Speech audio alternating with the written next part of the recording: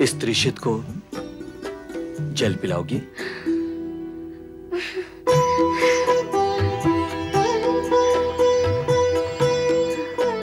यह कैसा आश्रम है सुंदरी, जहां मांगने पर जल नहीं मिलता, त्रिशित की तृष्णा से मुंह मोड़ लिया जाता है? नहीं मद्र पुरुष, नहीं। त्रिशित को यहाँ जल न मिले, ऐसा तो यहाँ नहीं होता। हो तो रहा है देवी। नहीं, ऐसा नहीं है। ऐसा नहीं है तो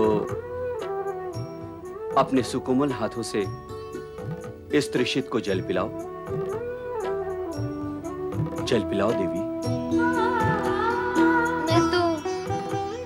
मैं तो वृक्षों को जल पिला रही थी।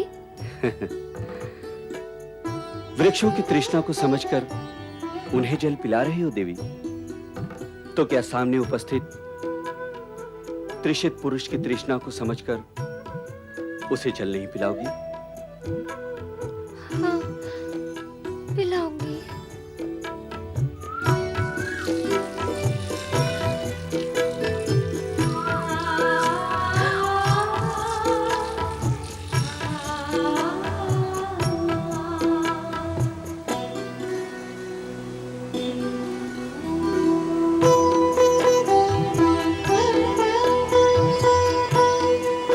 शकुंतले, इसे मैं अपना परम सौभाग्य समझता हूं, जो रथ पर नहीं, प्यास के रथ पर सवार होकर मुझे यहां तक ले आया और तुमसे मिला दिया। तुम्हें पाकर मैंने वो सब कुछ पा लिया जो जीवन में पाना मेरे लिए सर्व था, असंभव था। और अब स्थिति यह है कि मैं तुम्हारे बिना एक पल भी नहीं रह सकता हूं। अब हमें तुरंत विवाह कर लेना चाहिए। पिता खंड ऋषि की आज्ञा के बिना मैं कुछ भी नहीं कर सकूंगी राजन।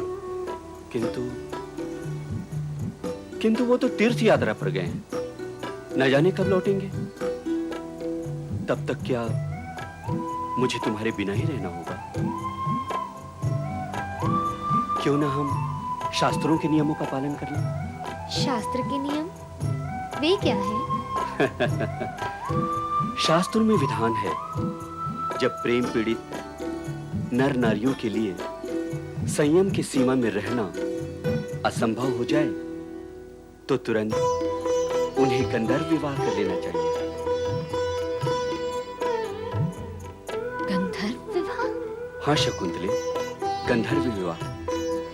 ये विवाह शास्त्र और धर्म संगत है। तुम्हारे पालक पिता कण्व ऋषि इसे अवश्य मान्यता देंगे। विश्वास करो मेरी बात पर। जैसी आपकी इच्छा। शकुंतले,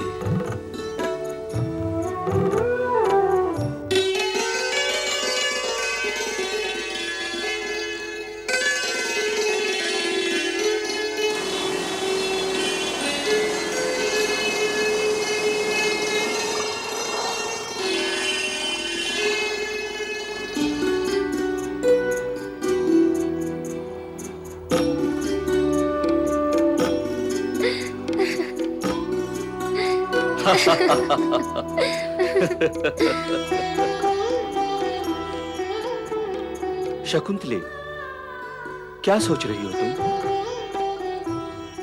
किस चिंता में डूबी हो तुम? यही कि बाबा जब तीर्थ यात्रा से आएंगे तो। शकुंतले, गंधर्व विवाह के पश्चात अब तुम संपूर्ण रूप से हमारी हो चुकी हो। सारी चिंताएं छोड़ दो,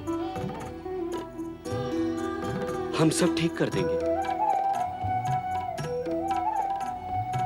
पर मैंने तो इस विवाह के विषय में ना ही अपने सखियों को कुछ बताया है, ना गौतमी माँ को। अब तक तो कोई भी कुछ भी नहीं जानता। जान लेने पर क्या सोचेंगे वे सब? क्या कोई भी नहीं जानता?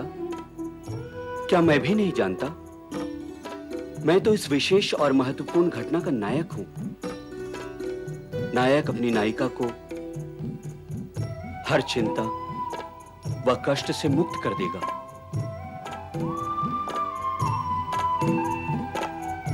यह मुद्रिका मेरे प्रेम और प्रणय का चिन्ह है, हमारे मधुर मिलन का प्रतीक है। इस मुद्रिका को दिखाकर तुम हमारे गंधर्व विवाह के सत्य को प्रमाणित कर सकती हो। शकुंतले। महाराज, आपके द्वारा भेंट की गई ये अमूल्य मुद्रिका हमारे निश्चल प्रेम और आत्मिक प्रणय का प्रमाण और चिन्ह है, हमारे मधुर मिलन का साकार प्रतीक है, हमारे गंधर्व विवाह की सत्यता का साक्ष्य है।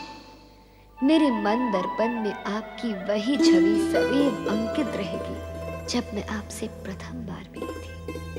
सत्य कहूं महाराज, समय भले ही व्यतीत हो गया है, किंतु मुझे तो हर क्षण और हर पल केवल आपका ही सलौना श्रीमुख दिखाई देता है। जब जब मैं आपको पत्र लिखने बैठती हूँ, तब तब मेरी आंखों के सामने मधुर स्मृतियां सजीव हो उठती हैं और उन स्मृतियों में आप और केवल आप ही दिखाई देते हैं। पत्र तुम्हें लिखने बैठी तो, पत्र तुम्हें लिखने बैठी तो, बीता समय फिर लौट आया। पत्र तुम्हें लिखने बैठी तो, बीता समय फिर लौट आया। फिर मैंने मन दर्पण देखा, फिर मैंने मन दर्पण देखा, फिर तुमको सम्मुख पाया। पत्र तुम्हें लिखने बैठी तो, बीता समय फिर लौट आया।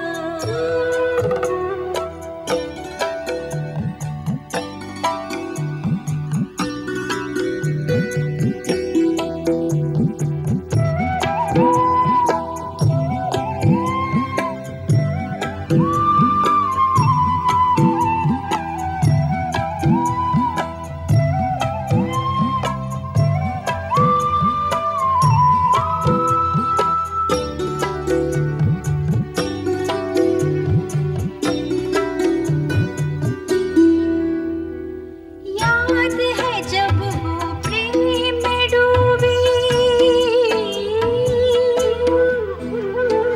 याद है जब वो प्रेम में डूबी, संध्या दिन से लिपट रही थी।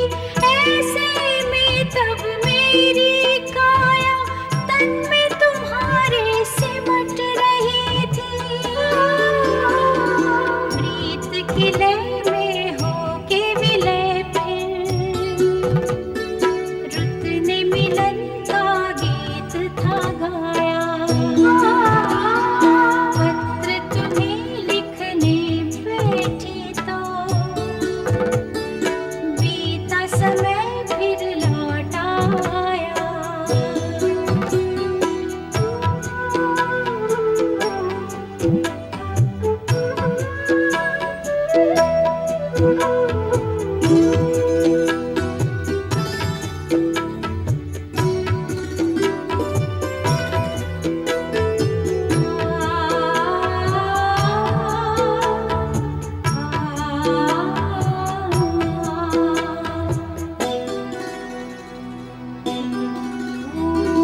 याद तुम्हें भी होगी प्रीतम,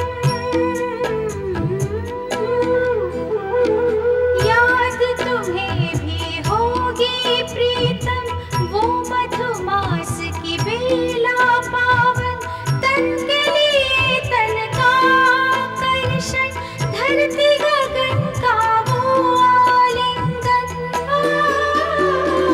मान के होठ पे हुआ था कंपन,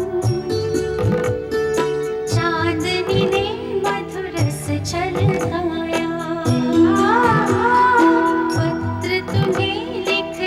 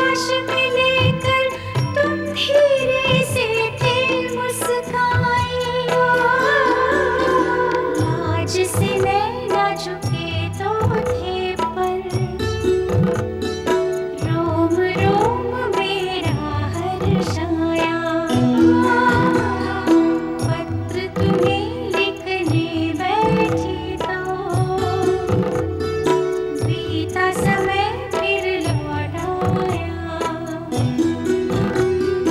फिर मैंने मंदरपन देखा, फिर मैंने मंदरपन देखा, फिर तुमको सम्मुख पाया।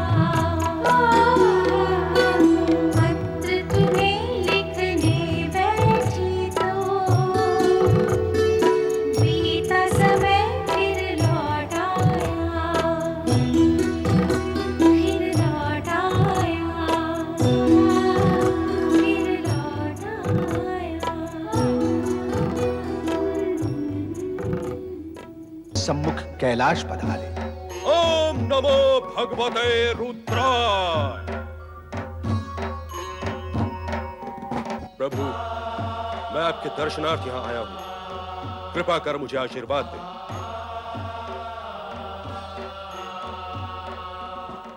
क्या हुआ प्रभु? क्या मेरे द्वारा कोई अनुचित कार्य हुआ है? क्या आप मुझसे रुष्ट हैं भगवान? दुर्वासा, तुम बार बार भूल जाते हो कि तुम रुद्रावतार हो, हमारे अंश हो। फिर भी अकारण क्रोध करके तुम हमें चकित कर देते हो। तुम्हें अपने क्रोध को नियंत्रित करना चाहिए।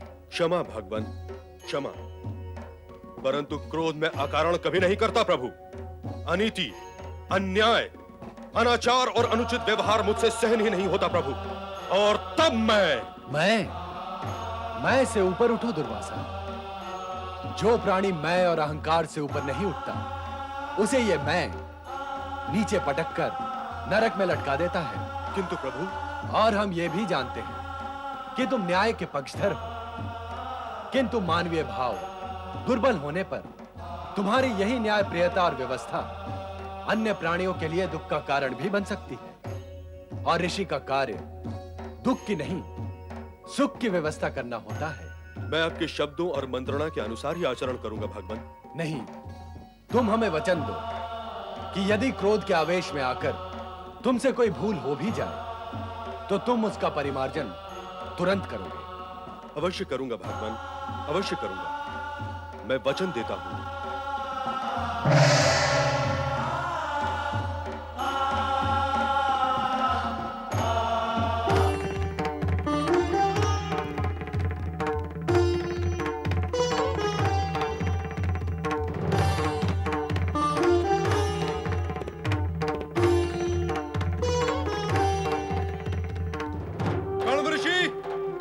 कण्व ऋषि, कहां हैं आप?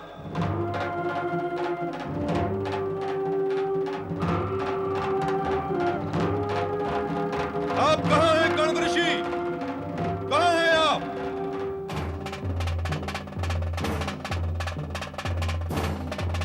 हे कन्या,